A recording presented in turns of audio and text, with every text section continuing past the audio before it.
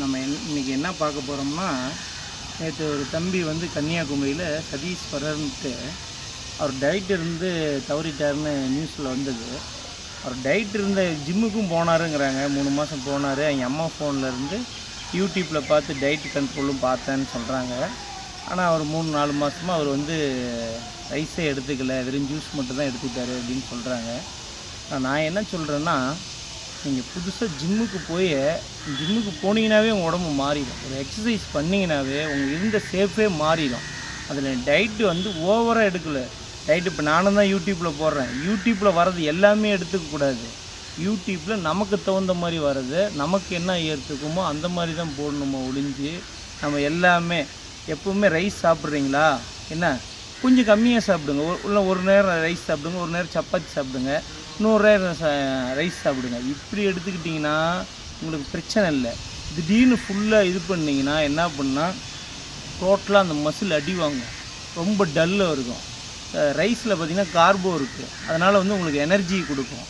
அதே மாதிரி நல்லா வெறும் சாப்பாடே சாப்பிட்டிங்கன்னா நல்லா சைஸு காட்டும், ஃபுல்லாக நல்லா குண்டாக இருக்கிற மாதிரி காட்டும்.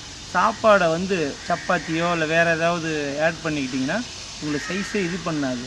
அதனால் அந்த தம்பி என்ன பண்ணுறீங்களான்னு பார்த்தீங்கன்னா, ப்ராப்பராக நீங்கள் வந்து ஜிம்மில் இன்றைக்கி எதெல்லாம் சொல்லி கொடுக்குறான். நார்மலாக ஒரு ஜிம்மில் போய் ஒரு எக்ஸசைஸை மட்டும் நீங்கள் கற்றுட்டு நீங்கள் ரெகுலராக செஞ்சுக்கிட்டு வந்துருந்தீங்கன்னா இந்த அளவுக்கு நம்ம உயிர் போகிற அளவுக்கு வந்திருக்காது. நம்ம தேவையில்லாத யூடியூப் நீங்கள் எடுத்துக்கிட்டால் 1008 எல்லாமே யூடியூப் தான் பார்க்குறோம். அதில் நல்லதும் இருக்குது, கெட்டதும் இருக்குது. நல்லதை எடுத்துக்கிட்டோமா கெட்டதை எடுத்துக்கிட்டதாங்கிறது தான் விஷயம். இப்போ பார்த்தீங்கன்னா அவர் காலேஜ் போய் அந்த குடும்பத்தை அதுக்கப்புறம் படித்து முடிச்சுட்டு வேலைக்கு போய் அந்த குடும்பத்தை காப்பாற்றலான்னு பார்த்தா, ஒரு பெத்த பிள்ளைங்க அப்பா அம்மா இருக்கக்குள்ளேயே இறக்கக்கூடாது எவ்வளோ பெரிய கொடூரம்.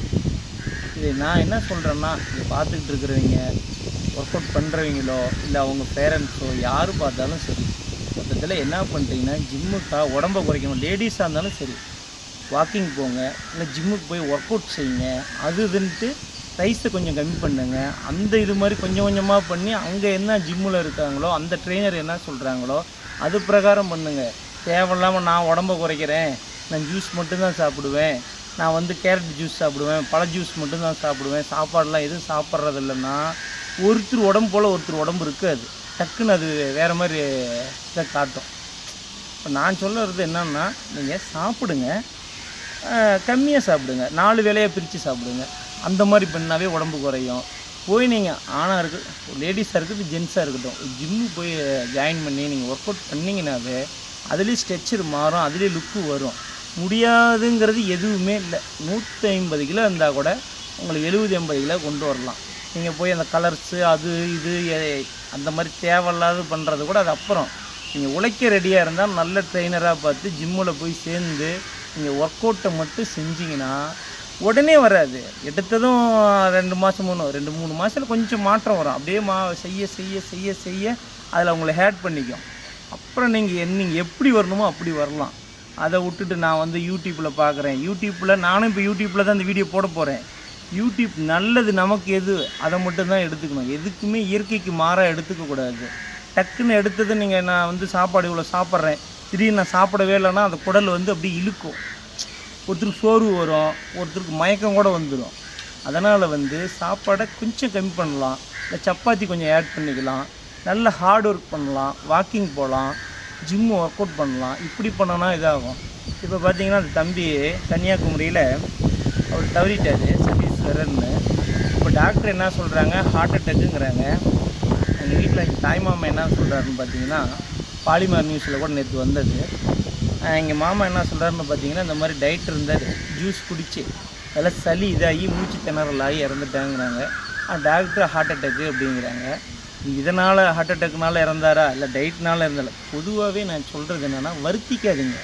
வாழ்கிறது ஒரு லைஃபு, முடியாதுங்கிறது இல்லை. அந்த தம்பி பார்த்திங்கன்னா காலேஜ் போனால் கேலி பண்ணுவாங்களோ நம்ம குண்டாக இருந்துக்கிறதுனால, அதனால் நம்ம ஃபிட்டாக போகணுன்னு பண்ணியிருக்காரு. தப்பு இல்லை. அது இன்னும் கொஞ்சம் நாள், இன்னும் ஒரு 6 மாதம் போனால் நீங்கள் சூப்பராகிடலாம், பெரிய ஆணழகனாகவே ஆகலாம்.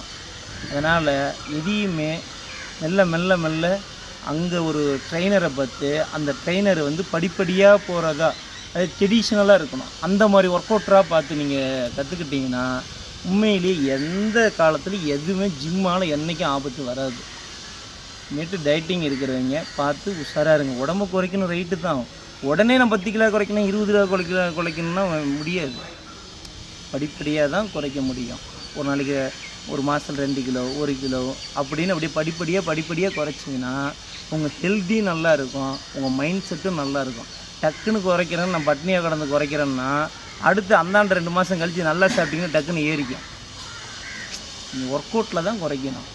பார்த்து நல்லா கேர்ஃபுல்லாக இருங்க, நல்லா எக்ஸசைஸ் பண்ணுங்கள். ஓகேவா?